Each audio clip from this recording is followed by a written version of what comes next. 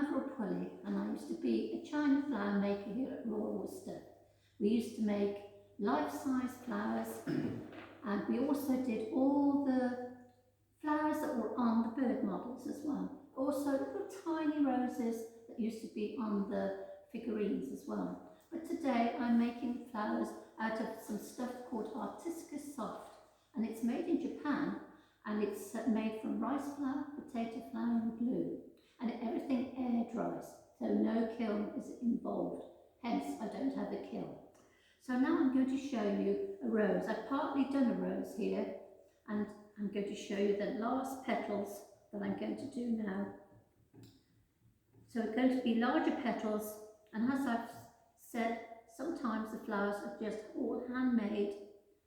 There's no cutters involved in making the rose.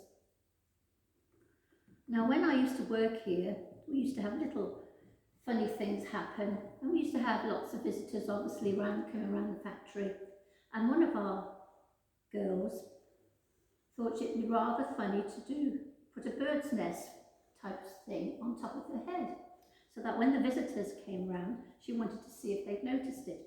Hence, obviously they did notice it, and we were up in raucous laughter, laughing at her. And also when our boss came in, he wasn't too pleased though, mind you, when he saw it. But it was funny, even so. And though we had all ladies, mostly all ladies in our factory, in our flower making team, we also had a couple of men as well. So it wasn't all women that were flower makers.